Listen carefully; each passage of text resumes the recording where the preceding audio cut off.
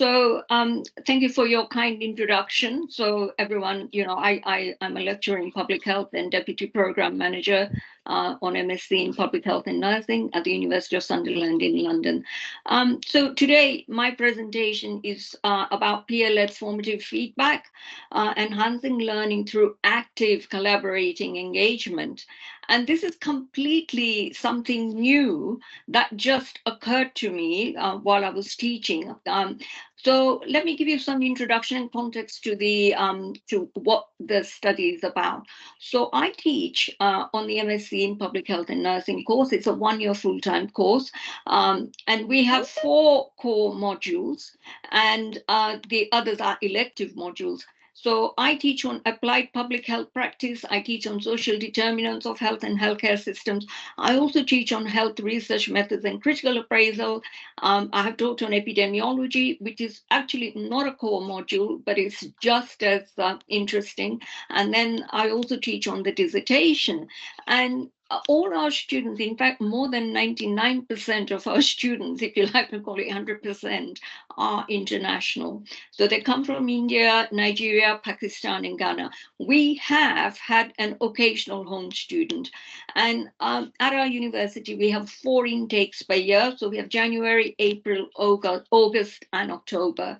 And sometimes the intakes are kind of rather large. And sometimes they veer on about 70, and we split them into 2 groups of 2. But we have known to take in around about 150 to even 200 students at any one time. The module that I want to focus on today is the applied public health practice, because this is the module where I just thought, I had full control of the module. So I thought, let me bring in something that will enhance the critical evaluation skills of the students. In all of our assignments, students are required to critically evaluate or critically analyze or bring in some form of critical analysis into their assignments. When you mention the word critical analysis, students just freeze. And you find that especially when we have an international audience, that's the students, they often tend to, because they're not used to how we teach in the UK, sometimes the terminology, the wording is also quite overwhelming for some of them. So I thought, well, let me bring in this critical evaluation. How do I get them to just think a little bit more about what they are doing, what is required of them in the assignments, because those are the most daunting parts of any module. So the objective was to equip the learners with the skills necessary for critiquing posters and promoting critical thinking and self-improvement. Now, I brought in posters here because there are 2 assignments that we need to assess our students on, and one is a 3,000-word essay, and that's a critical analysis of a health policy. And the second one is this poster, and the poster is about looking at health inequalities in health regarding a condition and a setting. So what I did was I ran a workshop initially prior to doing this study. I ran a workshop where I got students to come in and learn how to create a poster. That was the first thing. And we did that on a Word, on PowerPoint. And it's quite interesting. This is taken off in a big way. What was surprising was for me to understand and learn how many people did not know how to create a poster. So that was very interesting. And once the student had created the posters, they were then required to create a formative poster, which they then brought to the class. So posters here, the materials needed were posters prepared by students for their assignments, and then they were given a marking sheet, which I'll show you in a minute. So it was a rubric. And what they were required to do, I put them in groups of 4. And the idea was that basically students worked in groups of 4, and they took it in turns to present their own posters to their peers in 5 minutes, because that is the requirement for their actual assignment. And they had to stop at 5 minutes. And if they went over that, that was the first negative feedback if they didn't complete the presentation. But all the other three students were then given the rubric. So I gave them printed blank copies, because I think that when you do something online, you kind of tend to lose it. But when you have it in writing, I'm old fashioned, by the way. So I like paper and pen, and I think it creates more of an impact in my view. So I gave them printed papers, and they were writing one good point and 1 point for critical evaluation about the poster. What is it that the student needed to improve on? So in a group of 4, each student would have had 3 lots of good feedbacks and 3 lots of points for critical evaluation and improvement. And this, I put this whole exercise to take about an hour, but in reality, I allowed 3 hours because this was the first time I was running it. So it was very important for students not to feel rushed, because I think when you rush something, you tend to lose the productivity of the exercise.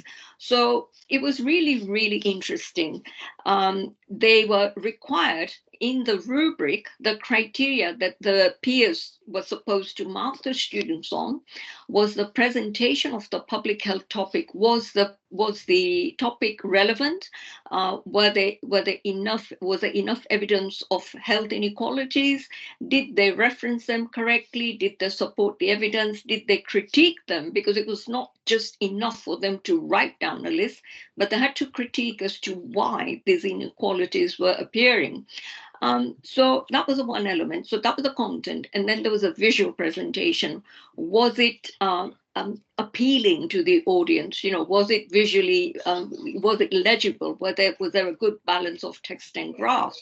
And then when they were presenting the oral presentation, was it audible? Were people able to hear what they were talking about? And then the quality and the impact, did it answer the question? And then were the references cited Harvard style? Was there enough references cited? Was the source of the information credible? And was there enough and correctly in-text citation? So the whole poster is how I would have marked it. And I expected students to go in and look at all these points. So this is what they were asked to do.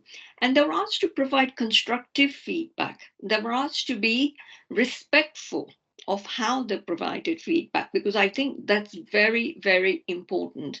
And I asked them to be consistent in how they were going to judge all their peers, because remember, they were in a group of 4. And I said to them, if you've got friends in there, you cannot mark them with a high mark. So, all sorts of things were taken into consideration. So this is the sample of the rubric that they were given. And this is exactly this is the rubric I use. So there was transparency, which was very, very important right from the outset. And this was about the quality, the content, the visual presentation. And then this is the second half. How they presented it, were they clear, confident, or did they just read off the slides? And then the quality of the sources, spelling and grammar. And then this was the area here, additional comments, where they were required to put in, what a good point, a bad point, if you like, not a bad point, but a point for improvement. I collected the marks, and it was very, very interesting. And so if you look at the first row, I mean, this is the initials of the students. So I had 31 students in the group, and on the day, 25 turned up. And then this is the actual mark that I had awarded them after or for their summative. But this was the peer-led mark awarded, and you can see there was, first of all, 80.6% response rate was observed. So whatever stats I could harness from this, I was trying to put it in. And the mean summative mark for my one was 69.8, whereas their mean summative mark was 60.32. And the median mark, which they'd awarded, was 59%, and mine was 70. Now, and they also gave me actual written feedback. And I've taken some shots of the feedback individually that they're given to their peers as well, which I'll put in here. And if you look at the marks, I don't know if you can really see, but I mean, this person, ND, the peer-led mark is 45, and then they've got 79 for the actual poster. So that's quite high. But if you, it wasn't all the way, that way. They didn't have, 100% improvement. But if you look, that's 47, there's 55, this is 51, and this is 55 again. So it seems like there was some improvement in the summative. They'd taken away feedback. And it really did. The overall percentage points had increased by 11, really, in the median mark, and 9 in the actual assignment. So overall, I just thought, well, this is looking good. This is the first time I've done it. And then I asked each group to give me feedback. And this, I was quite impressed because, they found the session was very good. They learned a lot from each other. It was really helpful, interesting. We find our mistakes as well. We worked effectively together, and thank you, ma'am, for this session. And then this is very informative session. We know our strengths and weaknesses of our work. It'll help us to improve our marks for the summative PowerPoint. It is productive, it is educative, and it was just positive feedback I was getting. The session was, hang on a minute, the session was enlightening, and to know areas that needed to be improved upon. It allowed them to realize their mistakes. And then there was another one, interesting insight and fun session that helped us to understand the gaps in the content. For example, I like them to, because it's public health, I like them to put in the public health indicators, like mortality, morbidity, or life expectancy, all sorts of things, policies, inequalities, and the challenges. So I was quite, I mean, I'm sorry you can't really see this, but this is some examples of feedback. I don't know what happened there, but this is some of the feedback that they're actually given. Here is one which is saying you are not audible, which was quite interesting. And then another one is saying you need more statistics in your work. And I thought, okay, those are some of the things that I would actually put down, as a feedback. And then this is another one. I don't know what's going on there, but this person is saying policies are missing. Not adequately not highlighted, visually appealing poster, properly constructed, but the font size needs to be changed. Consider or add more references. I was impressed. I must say, I was impressed. And this one here, it says she did not mention health inequalities properly. And that was like, okay, and there is no conclusion and recommendation, he was saying. So students were actually getting quite critical without realizing that this is what I really wanted them to do. And with the outcomes of the study, and this was the first session I'd ever run, I was very impressed because this initial workshop focused on critical evaluation, and also the students actually understood the marking criteria. They needed to understand those, and I think that is very, very important, because when they understand that, they start applying the criteria to the assignments.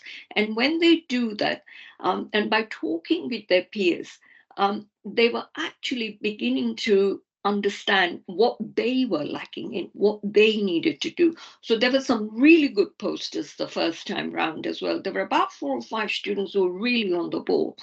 And having known some of their strengths, I'd actually spread the groups out. So these students were put in groups with, different groups.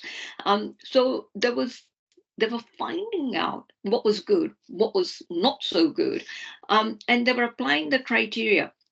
And it gave them a focal point of understanding where we, as markers, basically, as academics, when we give them the marks, where were these marks coming from? And one of the things was when we as academics give feedback, sometimes it's not received very well. But when the peers were giving feedback, there was a lot of laughter around the room, and I found that, it was fun.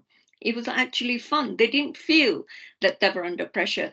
They didn't feel that they were inhibited in any way, and they could discuss. They had a lot of peer discussions after the session, because I took the marks and I averaged them, and I read it out to them, and I said, well, this is what you got. This is what you got. And they were quite shocked, because the oral marks they were giving each other was more harsh than what I would have given them, literally. So this was a really good reflection exercise as well for the students, as well as learning from their discussion and their debates. And they were looking at the different perspectives they were bringing in with each other, and how to really make their assignments better. And this was also obviously reflected in the summative posters. You're always going to have some students who if they don't come, they don't come, they don't want to engage, and there's nothing you can do about that.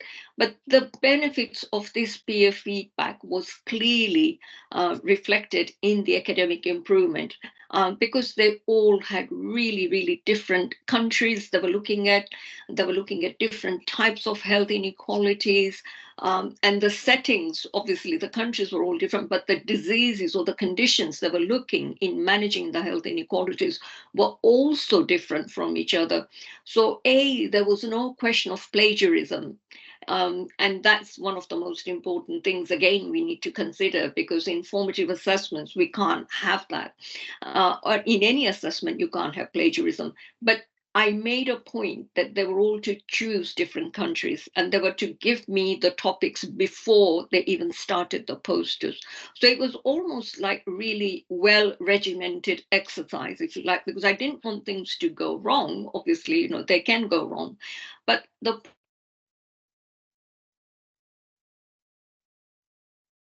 point, they learned how to critically evaluate. They got an insight into how we were marking them. So if they got a low mark, they knew why they got a low mark. They wouldn't come to us and say, why have I got a low mark? Because they knew exactly where they were going wrong. But the best feedback I got from all of them was when we were having a peer discussion, and they were having a peer discussion, I was listening in. They said often when they're given assignments, they tend to work in silos, because the assignments are individual. They're worried about plagiarism, so they don't talk about what they're doing with their peers. When I opened this floor up for them to discuss what they were doing, they were astounded. They felt like they were really, really working in a community. They weren't working alone. These are international students. For me, this was so important to hear from them, because what it meant was they were working in a small community within the classroom, and they were building mutual respect for each other. And, they were building on the relationships as well. So for me, honestly, I thought this was a win-win exercise overall. Again, we have the usual challenges. People don't turn up, people come in late in the class. So there's always going to be dominant and passive students, so some are going to be more vocal than the others. But I always establish clear guidelines from the outset. This is what they were required to do. And I will share something with you which I haven't put on here. I don't know how many of you have heard of the Teachermatic tool. But I actually use Teachermatic to create my lesson plan. And then I adapted it to how I wanted it to work. And honestly, guys, if you're out there, you're struggling with building workshops, use that. It was amazing, absolutely amazing. So it actually cut out a lot of stress for me as well. But look at the work. It's individualized, it's original in many, many ways, and it's reflected on a very diverse community, which were made to feel very, very inclusive, because, these students who come from different countries around the world, they often feel, they're isolated. And these sort of sessions, I felt, in my view, are very, very productive, and they bring everyone together. So really, in conclusion, I would have said this exercise for me was a success. It gained a deeper appreciation, with the students having learned what they need to do, what was required of them, and it really enhanced their learning experience. And you find they engage a lot more with the work in that way. My current workshops in action, I've got the data which I've used for the essay. I got students. I developed an essay template for future work, and I get them to fill that out. They sit, and then they work in groups of 4 again. They look at each other's essay templates and they give feedback, and they also mark that. Obviously, it's not like marking a full-blown essay, but I've looked at that. So that's in other modules, social determinants of health, health research methods, how they write a research proposal in 2,000 words. Not easy, but this can be done. And I brought that in there. In epidemiology, they are given papers from public health journals, and they have to critically analyze them. So we use, I have actually used that in epidemiology as well. And in dissertation, I've actually taken papers, removed the abstracts, and given them papers, and got them to sit down and write an abstract as well, because that's what they find very difficult. It's easy for them to write 5 chapters, but when it comes to writing an abstract, they get lost. So I have used this student active collaboration workshop in different ways in many different areas of our MSc course. So I'm going to end there and say thank you to everyone for listening. And I would like to say a big thank you to all of my students who were very keen to participate in the workshop. And this is a sample. I don't know if you can see, but these are some of my students. They demonstrated their prowess in poster creations, and we actually took the posters and we let them present them at our health and social care and nursing conference, which was a couple of weeks ago at the University of Sunderland. And you know what? These guys were so proud. Honestly, they were so proud of their work. Honestly, it swelled my heart with pride for them. That's all I can say. So we learned a lot. Thank you, everyone, for listening. Thank you.